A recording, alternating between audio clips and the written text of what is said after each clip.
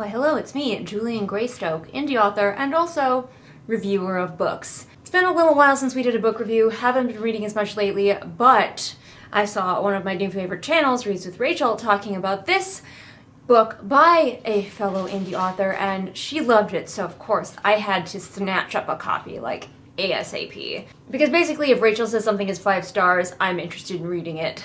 But what did I think? Did this fellow indie book hold up?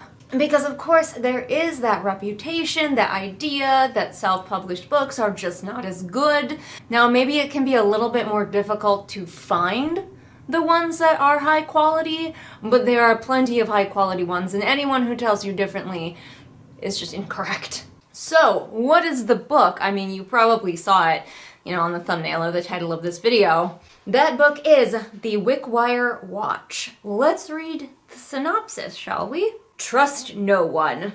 It's the first and greatest rule Inkwell Featherfield ever learned. It's also the only way he knows how to survive, besides picking pockets, dodging the law, and using every ounce of his plucky charm. But none of this will be enough to save him now. If only he'd never snooped around the dead man's house. If only he'd never found that pocket watch full of strange magic. If only he'd known the old man had snuffed it at the hands of ghostly specters.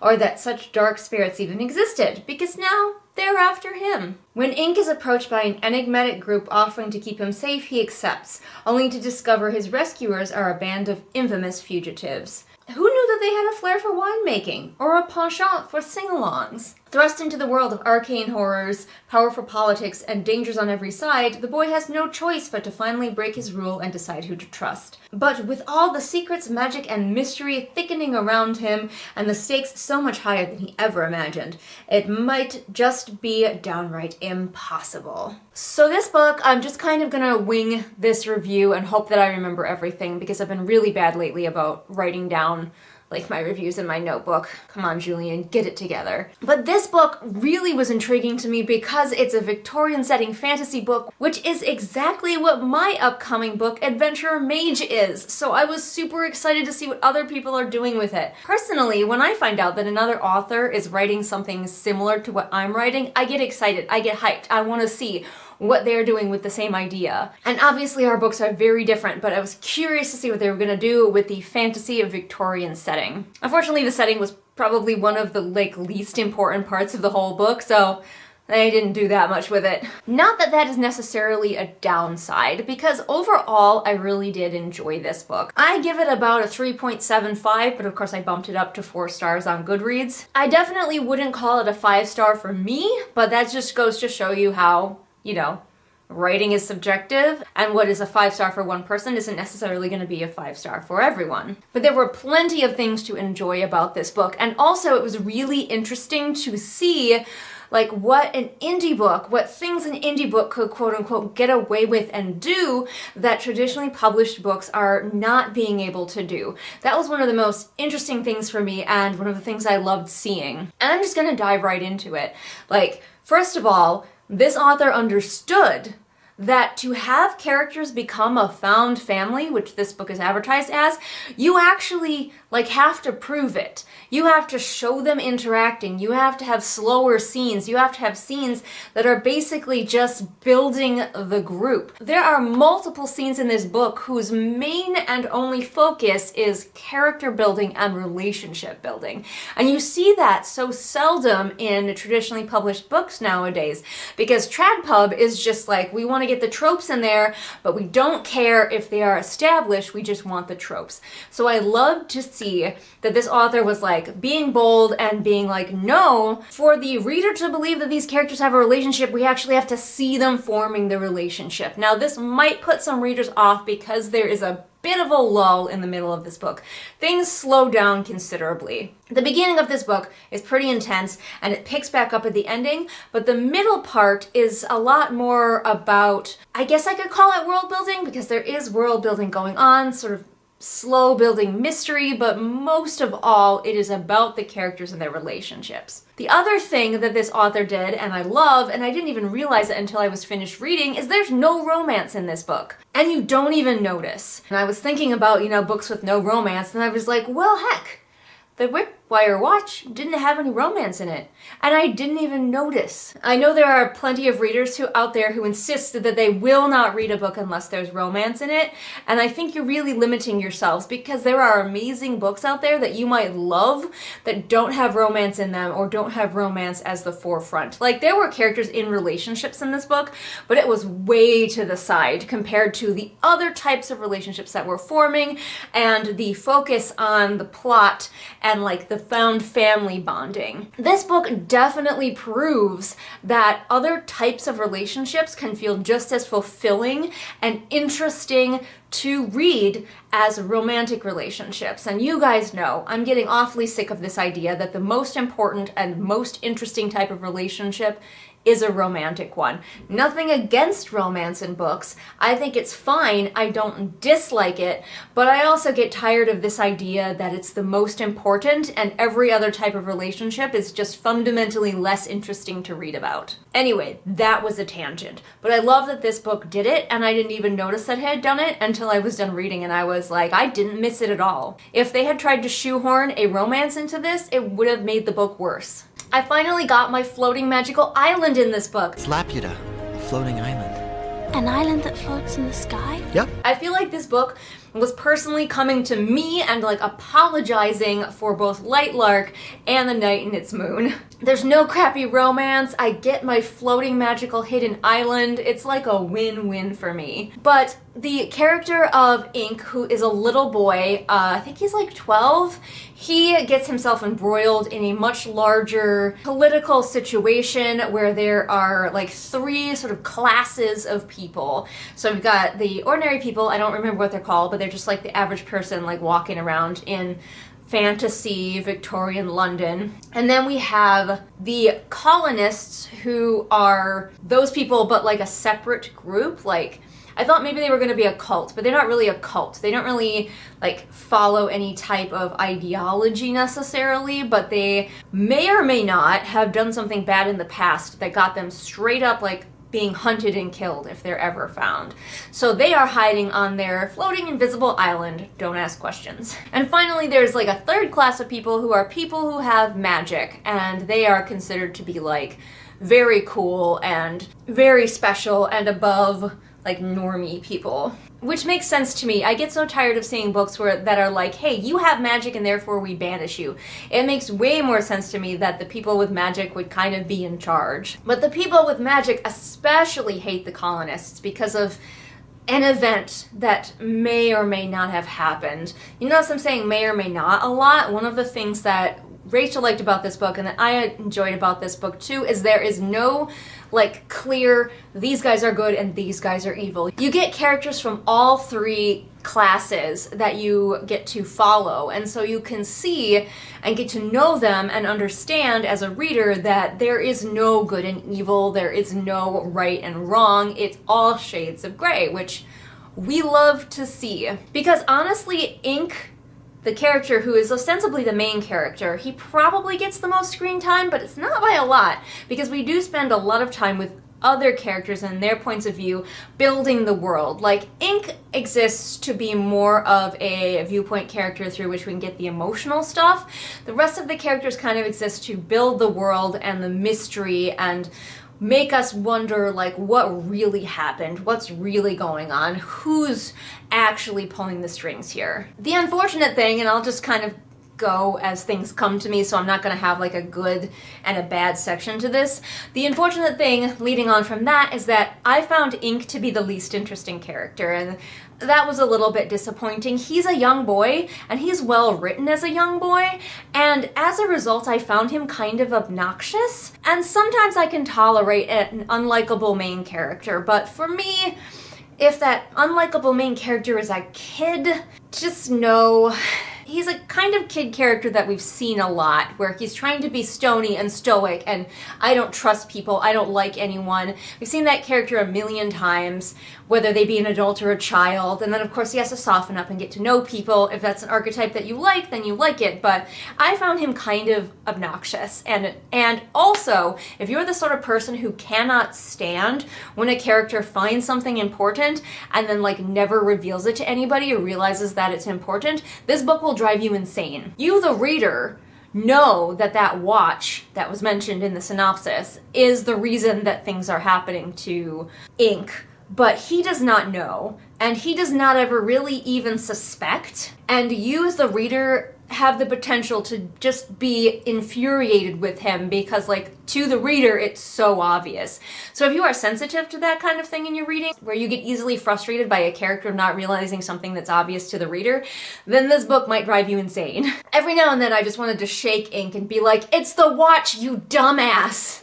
Also, interestingly, the watch is not very important to this story. Like, it comes up surprisingly little for a book where the watch is the title of the book, but the watch in this book doesn't really matter all that much. I suspect that it's going to come up a lot more in the second book, but it does feel a little bit weird that the book is named after the watch, but the watch doesn't really matter. Maybe this book could have been named something else. I don't know. That's just a nitpick, but it struck me how little the watch actually comes into play in this book. Speaking of characters, I will say that I loved the way that this author played with third person limited. It reminded me a lot of what I had seen Jane Austen doing in Pride and Prejudice when I read it. I didn't love Pride and Prejudice, but I could see how she was working with sort of an omniscient narrator, but also not.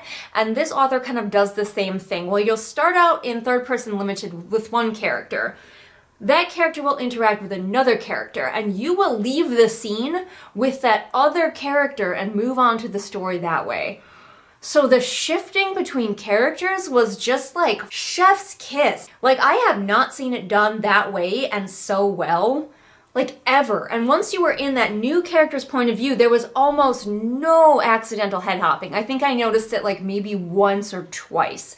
But once you had shifted seamlessly into that new character's point of view and started following them, it was third person limited with them, just as it had been with the previous character. And that was some skillful work that I just for the author, because goddamn. I just wish one of those characters wasn't a 12-year-old boy. The character that I liked the best actually kind of disappeared towards the end of the book, and I hope he comes back. Legitimately, my favorite character is probably no one else's, and that is the newspaper man, who we start out following early in the book.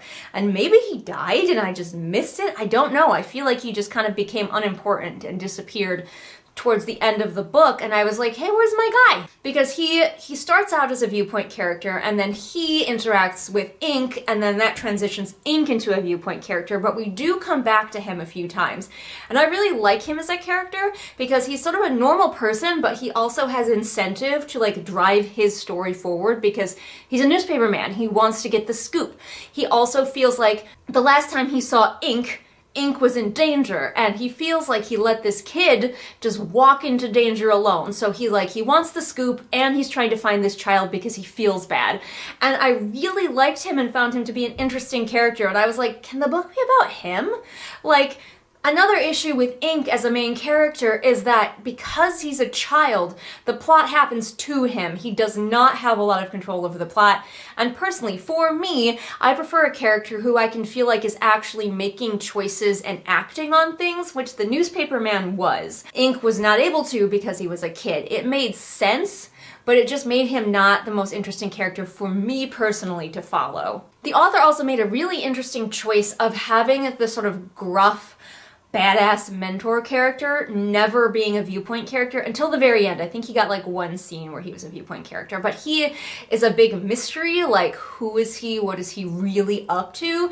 And so he, who feels like he should be a main character because he's the badass who's fighting the monsters and doing the cool things, he never really gets to have a point of view, which keeps him mysterious, which keeps him wondering. We always see his badassery secondhand, and I feel like that's very intentional. Even though it might have been more interesting to follow his character, it's interesting in another way because of the mystery. What is up with him? What is he doing? So those are the characters. I think this author really has a skill with characters and is really doing some things with them. And just because Ink wasn't the main character that I loved does not mean that he was a bad or poorly written character. In fact, I found him to be very well written, convincingly written as a young boy.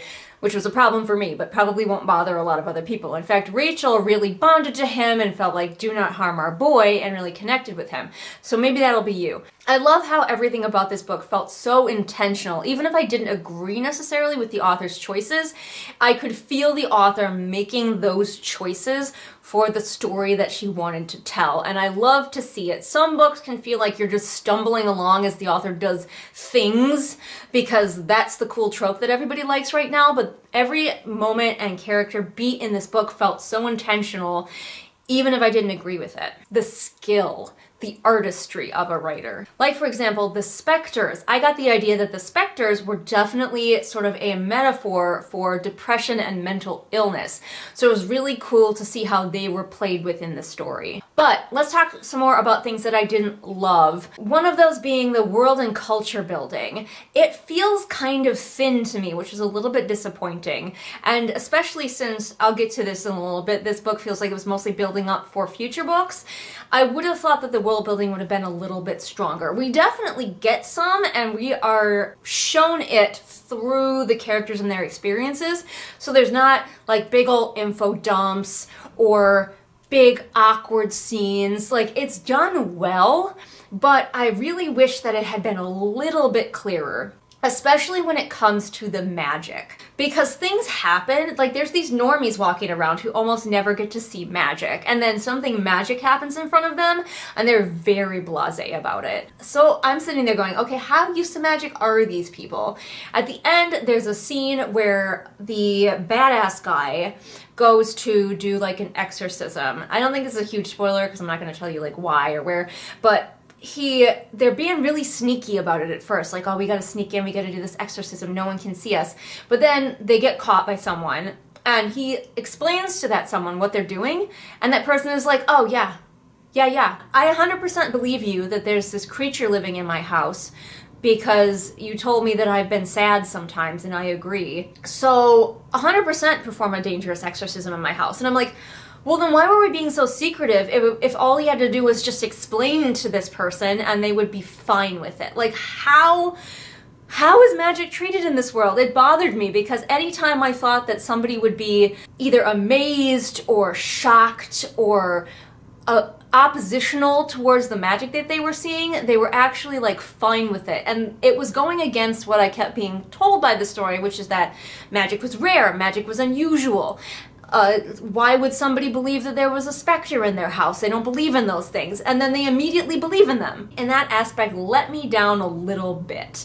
I think it was done for the plot. If we have this character argue for too long, the book will be too long. But I would have liked her to argue a little. Just like a little. Push back against this idea just a smidge, lady, so I believe why these characters had to be so sneaky to start with. Also, there are like seemingly magical items all over the frickin' place that Ink keeps stumbling onto. I'm wondering if we're gonna find out that he has some kind of like magic his own self that draws items towards him. Because he keeps ending up with magical items, and I'm like, how many are there? Are they rare or are they like not rare? Could anybody wander into a magical item? Are there just average Joes on the street carrying around magical items with no idea that they are? Like, I got not like, how rare are these things? How special are these things? Hints, please. Tell me a little bit more about the magic in your world, I'm begging you. I'm fine with some mystery being left about like the plot and the characters and stuff like that, but I do want to feel like I have a better handle on how this world and society works. Also, their religion. There is religion in this world, and it's clearly important, but I have no idea like how it works, or even really who they're worshiping or what they're worshiping. There are moments where like the religion will be a very strong theme, but without giving me a clear understanding of it. And for a while I was reading along and I was like, well, information about the religion is pretty thin, but it doesn't seem like religion's all that important to the story, so I guess it's okay that it's pretty thin. And then religion started to be important to the story, and there was a whole scene involving the church, and I was like, well, now I need to know more. Like, it's one thing to not describe your fantasy religion. If it's not important to the story, then yeah, maybe skip that. But like, then it started being important, and I actually needed to know like who they were worshiping and what are the rules. And I really want more. I really want more. I want more about the magic, and I want more about the religion. And it's unusual for me to want more world building, but I feel like because the rest of this book felt so solid and so well done, the lack of that world building and explanation was more noticeable to me, where it might not have been in a book that was less well done, I guess. To the author I say, you wrote this book too well, and now I'm noticing that the world building is a little bit too thin for me. And my final biggest complaint about this book is, even though I enjoyed myself overall, it did that thing. It did that thing that you know that I hate, where it was clearly the first book is mostly setting up for the next books. And you know that I really want first books to be a whole story in and of themselves. Obviously there can be unanswered questions, and obviously it can lead on to the next book, but as so many of this type of book do, it didn't feel like it ended, it just tapered off. It just tapered off because you're supposed to pick up the next book as though it is the next chapter. It wasn't even really a cliffhanger. It just kind of went, and I was like, great. When that happens for me as a reader, it makes me not want to read the next book because I'm so frustrated that the first book wasn't a complete story. You can make a first book be a complete story and lead people on to want to read the next book. I assure you, it can be done, and I beg you to please do so. I know this is a personal taste thing. Lots of people like books that just kind of taper to an end and lead on to the next book.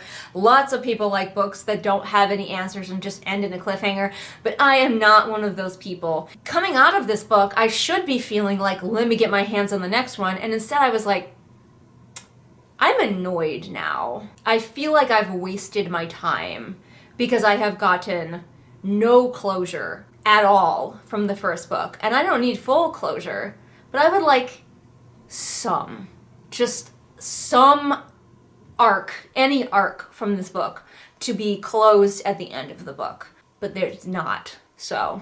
Alright, just adding one more thought to this review on the subject of the prose. While I would say the writing, the craft in this book is pretty damn solid and enjoyable to read, and definitely one of those writers who can make you forget that you're reading words on the page. However, if I did have one nitpick, it's that there is all filtering all the time. The characters never felt anything without the word felt being involved. If Ink would start to cry, it would say he felt tears prickle in his eyes instead of tears prickled in his eyes. And you know, some people will defend felt and say, what's the big deal? And it's not a big deal if it's sometimes, but it's every time. Felt accompanied every single thing that these characters experienced, to the point where I noticed it and it was starting to bother me. So if I had one note for the author going forward as far as prose, use that search feature. Felt is your crutch word. Get rid of it. Or power it way back. You don't have to get rid of it entirely. It's okay to have it there sometimes, but you don't need it for every single thing the characters experience, especially since we are supposed to be in third person limited. We are right there with the characters. We don't need to know that he felt tears prickle in his eyes. You could just say tears prickled in his eyes. So those are my lengthy thoughts on the Wickwire watch. Have you read it? Probably not, because it's got, let me see here. How many reviews does it have? 20. So this book needs to get out there more, and if you like the Wickwire watch, you're probably going to like Adventurer Mage, so check that out when it comes out. But yeah, you probably haven't read this one, but probably you should, especially if you're one of those people who's like, there's no such thing as a well-written or good self-published book. Well, I have news for you. You just haven't found them yet. You just gotta search a little bit more and dig a little deeper, unfortunately, with self-publishing. Don't forget that you can check out my books for sale now on Amazon. You can also check me out on Patreon, or if you want to read some of my writing for free, you can find me over on Wattpad, where you can see if you like my style and then decide if you want to purchase a book for money. If you really like what I do here, I also offer critiquing services, so check out my Ko-fi and eventually, hopefully sometime soon here, my Fiverr. Thanks so much for watching, and I will see all of you again next time with whatever it is I happen to be doing next time. Bye! We're fine. We're all fine here now. Thank you. How are you? We're all fine here, thanks to my amazing patrons. Patrons like Roma, Pantsing Pony, Julius the Nice Dragon, Haley, Sam, Kira, Kihokaro, Mooney, Maria, Harley, Kirsten, Ronnie, Jojo Bookish, Lauren, Robin, Ursula, Caitlin, Jessica, KJ, Lafone, Amanda, Unicorn Jenny, Neon, Alyssa Green, Rita, Deborah, Afra, Melissa, Swamp Goblin Waifu, Sophia, Marween, Kit, Hidden Glade, Light Julie, Belle, Patty, Patrick, Anne-Sophie, Callison, Ray, Shelby, Zaire, Jesper, Rennie, Scribbling Cat, Savvy, Jenny, Amanda, Lisa, and Sarah. With patrons like that, I've got nothing to fear from the evil empire. The evil empire being YouTube.